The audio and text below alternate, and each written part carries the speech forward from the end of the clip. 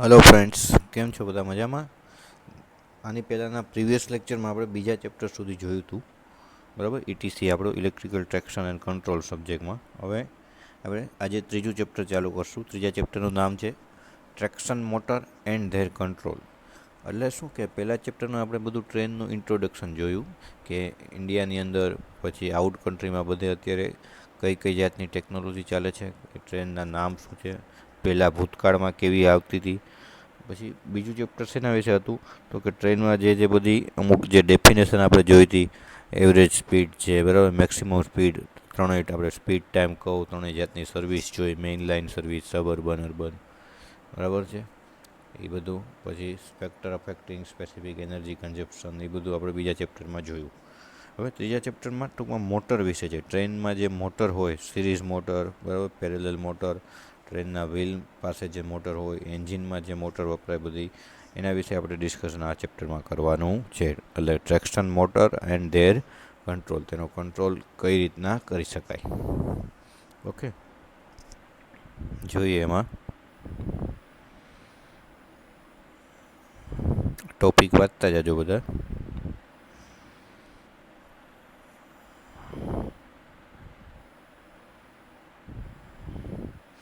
પહેલો જ ક્વેશ્ચન બેંકનો question 3.2, general features of traction motor. Traction motor છે એ ખરેખર કેવી હોવી જોઈએ, બરાબર. General features of traction motors.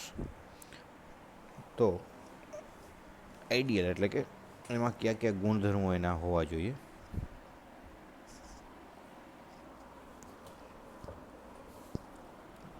One minute.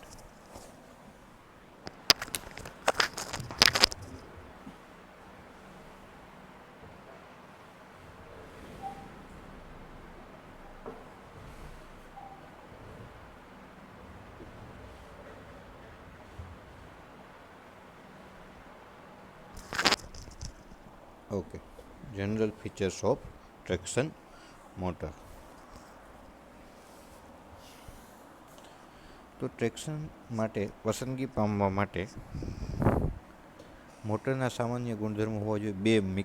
Mechanical features અને ઇલેક્ટ્રિકલ ફીચર્સ, બેમાં ડિવાઈડ કરી શકાય. ક્વેશ્ચન બેંકનો ક્વેશ્ચન 4 માર્કમાં અથવા 7 માર્કમાં પૂછાઈ શકે છે એક્ઝામમાં. પહેલાં મિકેનિકલ ફીચર, મિકેનિકલની લાક્ષણિકતા, એની કેરેક્ટરિસ્ટિક. તો રોબુટનેટ્સ એટલે કે મજબૂતાઈ. મોટર છે તે એકદમ મજબૂત હોવી જોઈએ.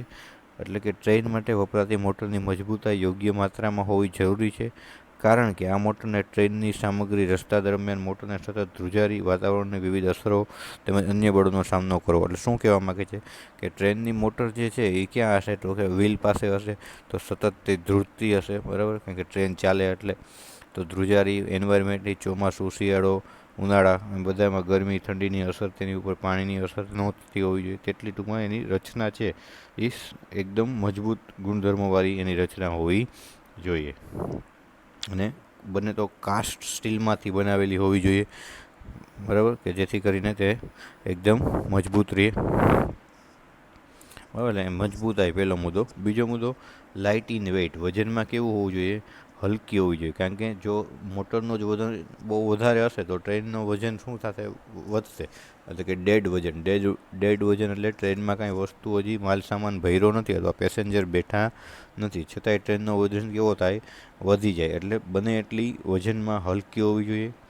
મોટરનું વજન ટ્રેન ઉપર જ આવતું હોય છે, તેથી ટ્રેક્શનમાં ઉર્જાનો વપરાશ દરેક કિલોગ્રામ વજન ઉપર. એટલે જો મોટર વધારે હશે તો ટ્રેક્શન એટલે કે ટ્રેનને ખેંચવામાં પણ શું થશે, વાર લાગશે. કે ઓલરેડી પેસેન્જરનો માલ સામાનનો વજન હોય અને એમાં મોટરનું વજન જો વધારે હોય તો ટ્રેનની સ્પીડ અને બધા ઉપર તે અસર કરે. એટલે બને એટલી મોટર છે તે લાઇટ ઇન વેઇટ, વજનમાં કેવી હોવી જોઈએ, હલકી હોવી જોઈએ. પછી રચના કરતી વખતે પાવર અને વજનનો ગુણોત્તર જેટલો ઊંચો હશે તેટલું મોટર વજન ઓછું કરી શકાશે. આથી ટ્રેક્શન માટે મોટરની ડિઝાઇન કરતી વખતે આ મુદ્દો મહત્ત્વનો છે, બરાબર. Light in weight. Overall size of motor, ત્રીજો મુદ્દો. મોટરની સાઇઝ ઓવરઓલ કેવી હોવી જોઈએ તો કે નાની હોવી જોઈએ. કારણ કે મોટર છે એ નીચે વ્હીલ પાસે બેસાડવાની હોય તો ત્યાં એ ફિટ થઈ જાય, એટલે સાઇઝમાં બને એટલી નાની હોવી જોઈએ. ગમે એ જગ્યામાં તે બેસી શકે તેવી, ફિટ થઈ શકે તેવી હોવી જોઈએ. એટલે કે ટ્રેક્શનમાં વપરાતી મોટરનું કદ ઓછું હશે તો તેની યોગ્ય ગોઠવણ થઈ શકે છે. ટ્રેક્શનમાં બોગીની નીચે અને બે પૈડાની વચ્ચે મોટરને બેસાડવાની હોય છે, તેથી ઓછું કદ એક અગત્યનું પરિણામ છે. જ્યારે વધુ ઝડપવાળી મોટર હોય ત્યારે મોટરનો મહત્તમ સરફેસ 55 મીટર સેકન્ડ અને કોમ્પ્યુટેટર સરફેસ 45 મીટર સેકન્ડ રાખવાથી મોટરનું કુલ કદ ઘટાડી શકાય. એટલે કે મોટર છે એ બને એટલી કેવી હોવી જોઈએ, સાઇઝમાં નાની હોવી જોઈએ કે ગમે ત્યાં તે ફિટ થઈ શકે.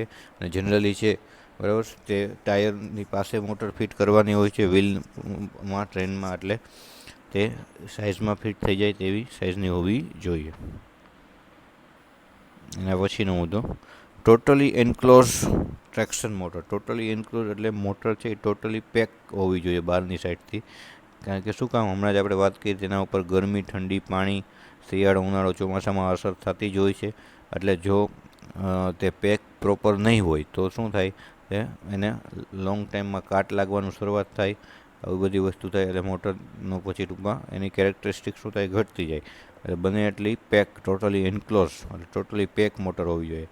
ટ્રેક્શન માટે મોટરની તેના વપરાશ દરમિયાન વાતાવરણની વિવિધ અસરો જેવી કે ગરમી, ઠંડી, પાણી, વરસાદ, ભેજ, ધૂળ, કીચડ વગેરેથી અવરોધને નુકસાન થઈ શકે છે.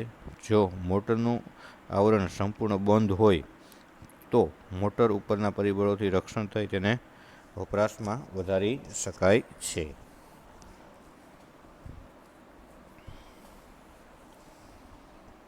બરાબર, એટલે આ 5 છે એ મિકેનિકલ ગુણધર્મો છે. આ ક્યાં ક્યાં 5 થયા, તો કે ટ્રેક્શન મોટર છે એ ટોટલી એન્ક્લોઝ એટલે ટોટલી પેક હોવી જોઈએ, પછી સાઇઝમાં નાની હોવી જોઈએ, લાઇટ ઇન વેઇટ વજનમાં હલકી હોવી જોઈએ, અને મજબૂત હોવી જોઈએ. 4 બરાબર, સોરી અબકડ જોઈ લો. ચાલો એકવાર. પેલું મજબૂતાઈ.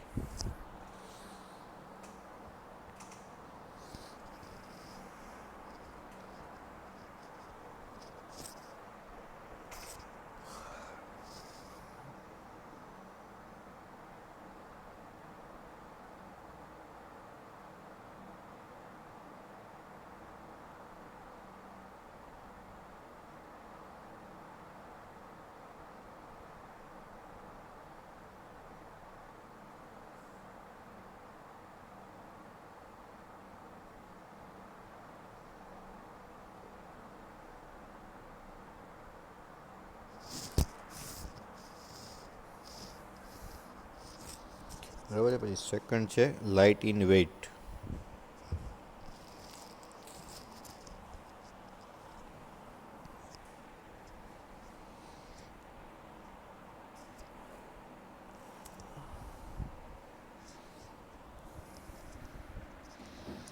Third, overall size of motor. Motor સાઇઝમાં બને એટલી નાની હોવી જોઈએ.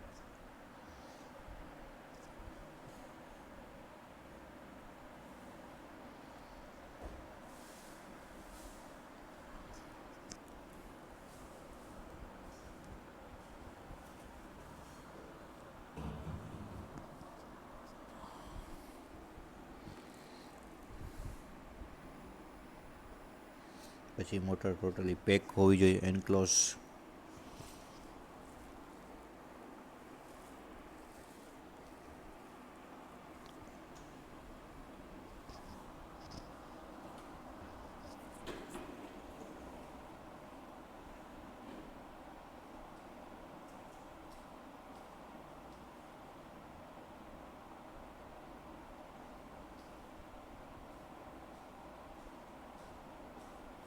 બરાબર, હવે આપણે ઇલેક્ટ્રિકલ કેરેક્ટરિસ્ટિક જોઈએ.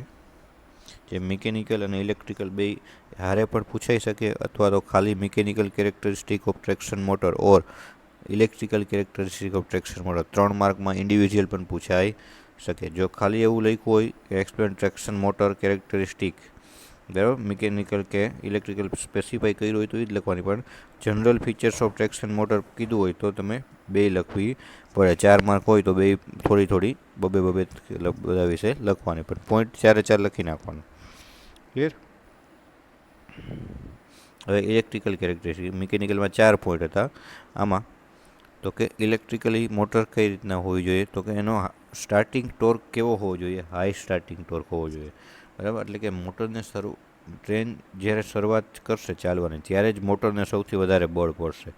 પછી એકવાર ટ્રેન સ્પીડ પકડી લીધી પછી તેને એટલું બધું બળ લાગશે નહીં, બરાબર. એટલે સ્ટાર્ટિંગમાં જે મોટર છે એ સારો ટોર્ક ઉત્પન્ન કરતી હોવી જોઈએ, કે સારું વજન ખેંચી શકે સ્ટાર્ટિંગમાં એવી હોવી જોઈએ. અને તે કઈ મોટર કરે તો કે ડીસી સિરીઝ મોટર છે એ સૌથી સારામાં સારો સ્ટાર્ટિંગ ટોર્ક આપે.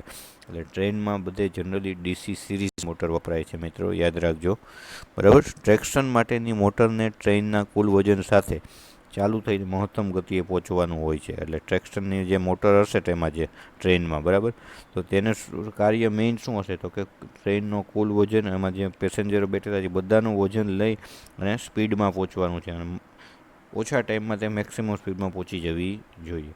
જેથી મોટર શરૂઆતમાં ખૂબ જ ઊંચો ટોર્ક આપવો પડે છે. એટલે શરૂઆતમાં મોટરે ખૂબ જ ભાર ખેંચવો પડે છે. સ્ટાર્ટિંગ ટોર્ક એને સારો હોવો જોઈએ.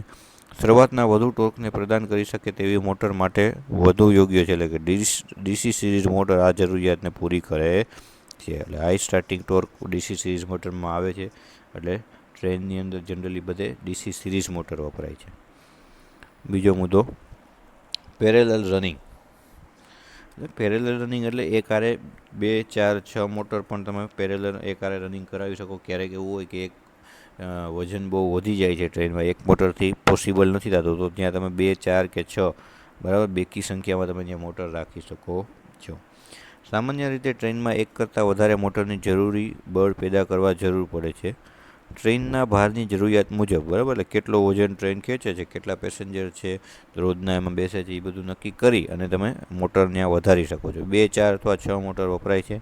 જ્યારે એક કરતાં વધુ મોટરને એકસાથે સમાંતરમાં એટલે કે પેરેલલમાં ચલાવવાની હોય ત્યારે તેની સમાંતર પરિચાલન પ્રક્રિયામાં દરેક મોટરનો ઉપર સરખો ભાર આવે. એટલે કે દરેક મોટર ઉપર ભાર સરખો આવવો જોઈએ. એવું નહીં કે એક પહેલી મોટર હોય એને વધારે લોડ પડે, બીજાને ઓછો પડે, એમ નહીં. કે 3 મોટર છે, 4 મોટર છે, તો ચારેય મોટર ઉપર લોડ કેવો આવે, સરખો આવવો જોઈએ. ટૂંકમાં લોડ ડિસ્ટ્રીબ્યુટ થઈ જવો જોઈએ. એટલે તો આપણે ત્યાં ઝાઝી મોટર મૂકવાની છે. લોડ વધારે હોય, પેસેન્જરને બધું વધારે હોય તો મોટર 2 કે 4 મૂકવી પડે. લોડ શું થઈ જવો જોઈએ, ડિસ્ટ્રીબ્યુટ થઈ જવો જોઈએ. આ બીજો પોઈન્ટ. ત્રીજું, simple and easy speed control, બરાબર. મોટરનો સ્પીડ કંટ્રોલ ઇઝી હોવો જોઈએ એકદમ. ઘણીવાર ફટાફટ સ્પીડમાં આવી ગયા પછી તરત કંઈ બ્રેક મારવાની થઈ તો વ્યવસ્થિત ફટાફટ બ્રેક લાગે અને મોટર સ્પીડ ડાઉન થવી જોઈએ. ઓકે. તો ટ્રેક્શન મોટરને ટ્રેનની મુસાફરી દરમિયાન વારંવાર ચાલુ બંધ કરવાની છે, બરાબર. ખબર જ છે આપણે, મોટર છે એ વારંવાર ચાલુ બંધ થશે. અને તેની ગતિ પણ બદલવી પડે છે. એટલે ઘણીવાર સ્પીડમાં આવે, ઘણીવાર સ્પીડ ઘટાડવી પડે. તો ટૂંકમાં એવું નહીં કે એકવાર સ્પીડમાં આવી ગઈ પછી તેને ધીમી પડતા વાર લાગે, તેવું ન થવું જોઈએ, બરાબર. તેથી ટ્રેક્શન માટેની મોટરનું ચાલ નિયંત્રણ જેમ બને તેમ સાદું અને સરળ હોવું જોઈએ. એટલે સિમ્પલ અને ઇઝી સ્પીડ કંટ્રોલ હોવો જોઈએ, બરાબર છે. જોઈ લો પેલા 3 મુદ્દા. પહેલો હાઈ સ્ટાર્ટિંગ ટોર્ક, બીજો પેરેલલ રનિંગ.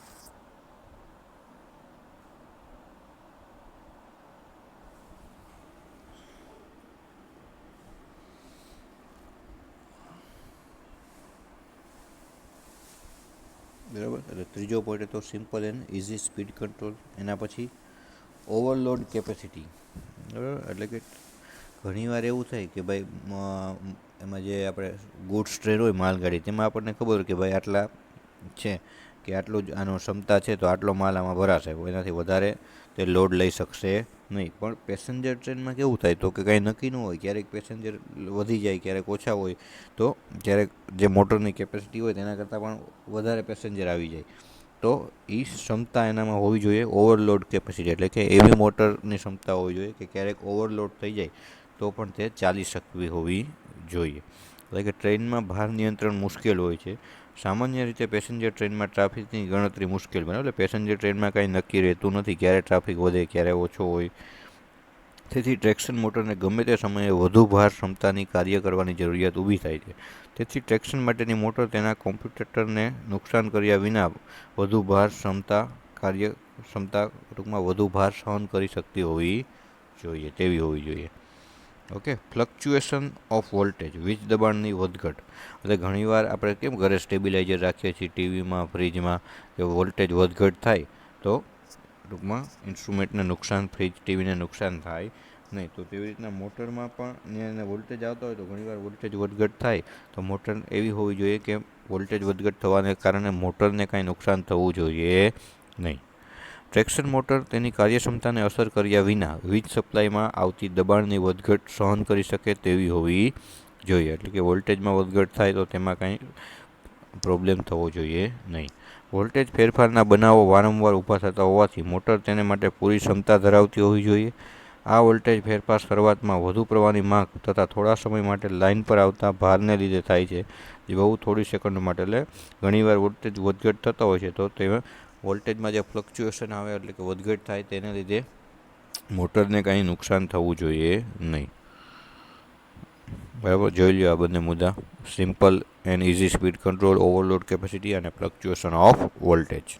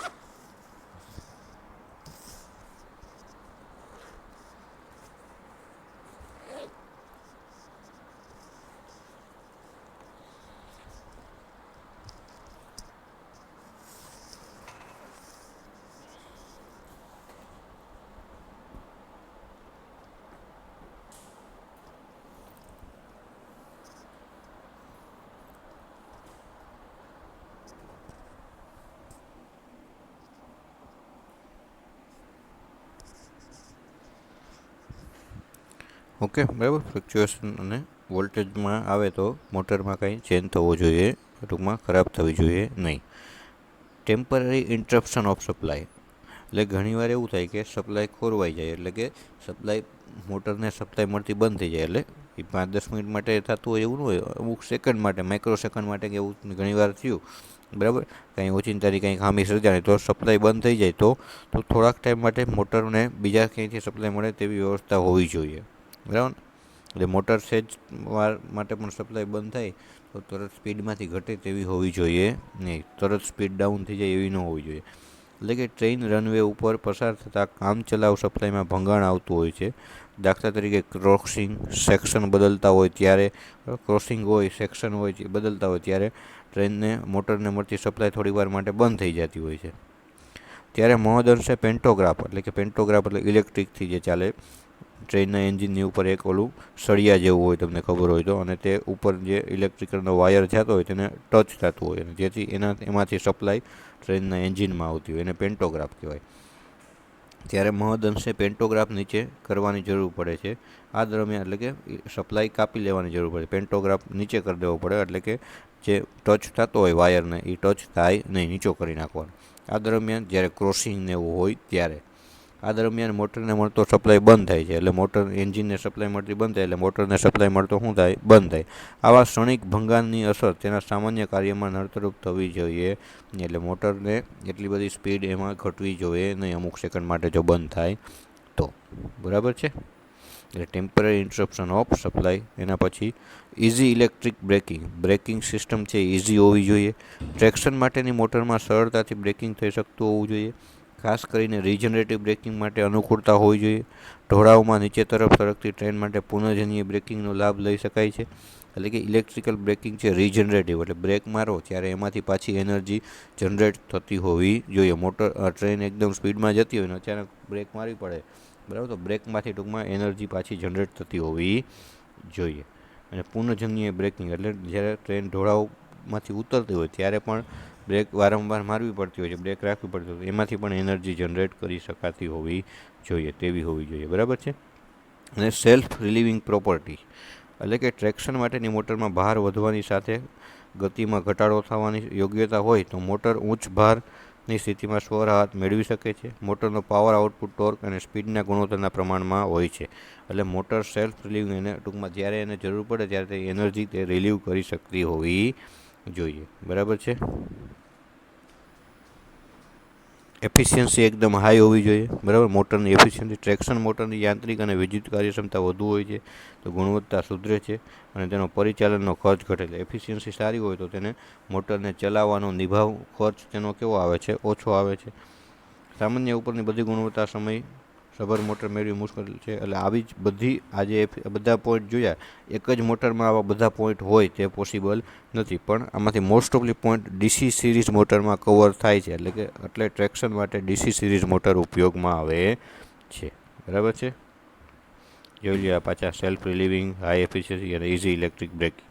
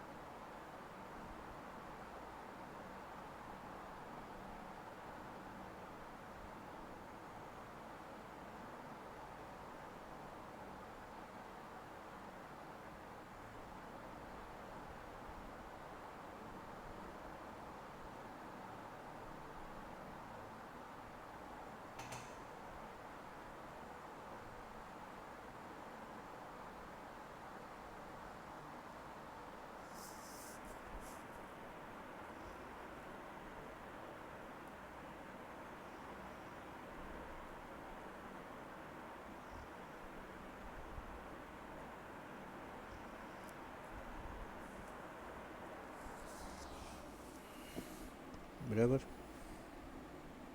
ટૂંકમાં આ હતી general features of traction motor, કેવી હોવી જોઈએ. ઓકે. મિકેનિકલ ઇલેક્ટથી અલગ અલગ પૂછાઈ શકે 3 માર્કમાં, અથવા ભેગું પૂછાય જનરલ ફીચર્સ, બરાબર. તો 2 લખવાના, મિકેનિકલના 4 અને ઇલેક્ટ્રિકલના જે 6 છે તે, બરાબર. જોઈ લો એકવાર હજી. ટેમ્પરરી ઇન્ટરપ્શન છેલ્લા આપણે 4 જોયા.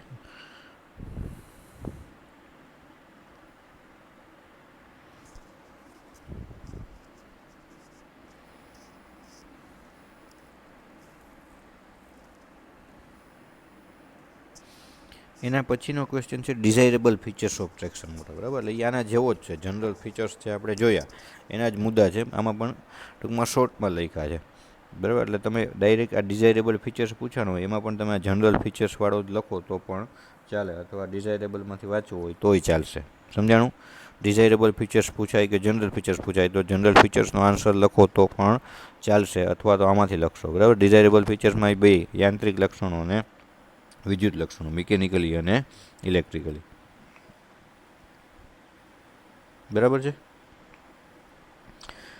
ઇલેક્ટ્રિકલમાં 8 છે અને આમાં 4 છે, એટલે ઓમાંથી લખવા હોય તોય વાંધો નહીં. ડિઝાયરેબલ ફીચર્સ અને જનરલ ફીચર્સ બે આમ સેમ જેવા જ છે. ડિઝાયરેબલ એટલે ઇચ્છનીય, કેવા હોય, જો વાંચી લ્યો એકવાર આ.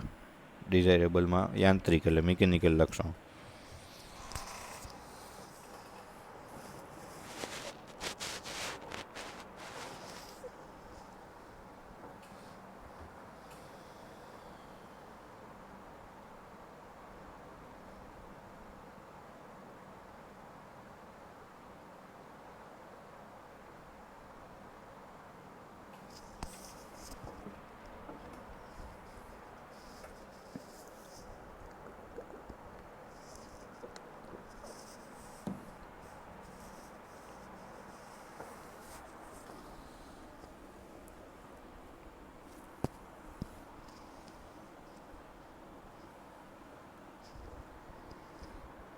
બરાબર. પછી વિદ્યુત લક્ષણો, ઇલેક્ટ્રિક લક્ષણો.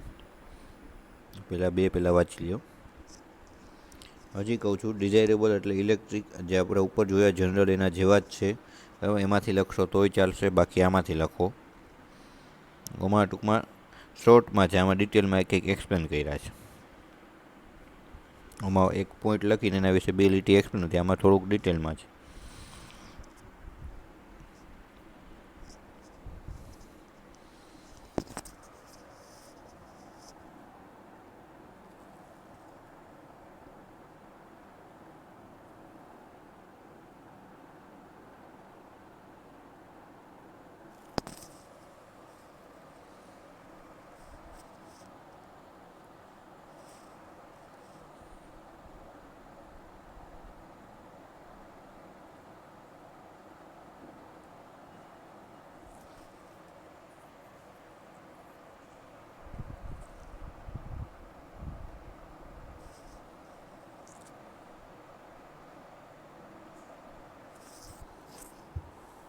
અને પછીનો ત્રીજો ચોથો પોઈન્ટ 3, 4, 5, 6, 7, 8, 7 સુધી એ વાંચી લ્યો.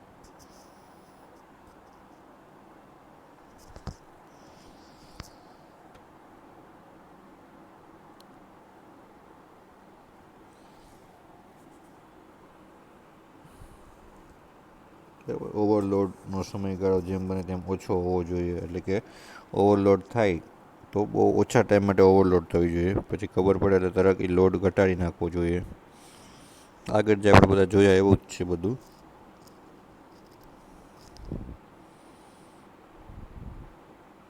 વીજ દબાણમાં વધઘટ થાય તો તેની અસર ઓછા ટાઈમ માટે રહેવી જોઈએ, એટલે કે વોલ્ટેજ ઘટે કે વધે તો થોડા ટાઈમમાં પાછા રેગ્યુલર વોલ્ટેજ થઈ જવા જોઈએ.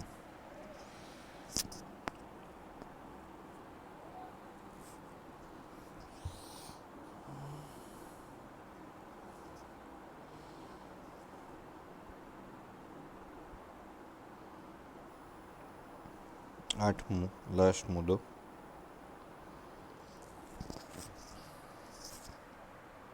બરાબર. એટલે મોટર ઉપર જેમ લોડ આવે તેમ સ્પીડ કેવી થાય, ઘટે છે. તે લાક્ષણિકતા ઈચ્છવા યોગ્ય અને પરિસ્થિતિમાં મોટરમાં વધુ ભાર આવે તો તેની સ્પીડ બને એટલી સ્પીડ ઉપર ટૂંકમાં અસર થવી જોઈએ નહીં, ભારની. લોડ વધતો જાય તેમ મોટરની સ્પીડ ઘટતી જાય તેવું ન થવું જોઈએ.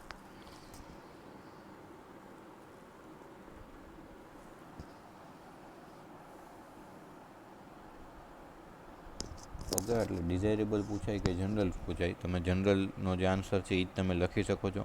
આ તો ઘણીવાર એક્ઝામમાં એવું પૂછી નાખે કે ડિઝાયરેબલ, તો તમને એવું ન થવું જોઈએ કે આ નથી. બરાબર, જનરલ ફીચર્સનો આન્સર પણ લખી શકો, અને આ ડિઝાયરેબલમાંથી જે પોઈન્ટ છે ઓના 4 અને 8માંથી ગમે એ 4 લખો તોય ચાલે. બરાબર છે. 2 ક્વેશ્ચન છે આ ત્રીજા ચેપ્ટરમાં. પહેલો જનરલ ફીચર્સવાળો અને બીજો ડિઝાયરેબલ ફીચર્સવાળો. જનરલ ફીચર્સમાં મિકેનિકલ અને ઇલેક્ટ્રિકલ અલગથી પણ પૂછાઈ શકે 3-3 માર્કમાં, અથવા ખાલી જનરલ ફીચર્સ પૂછે તો 2 લખવાના, મિકેનિકલ અને ઇલેક્ટ્રિકલ 4 માર્કમાં કે 7 માર્કમાં પૂછી શકે. બરાબર છે મિત્રો. તો હવે પછી આપણે નેક્સ્ટ લેક્ચરમાં જે આપણે કઈ જાતની ટ્રેક્શન મોટર છે અને ડીસી સિરીઝ મોટર જે બેસ્ટ છે સૌથી, જે ટ્રેનમાં વપરાય છે, તેના વિશે આપણે વધારે ડિટેલમાં આગળ જોશું. ચાલો, થેન્ક યુ વેરી મચ.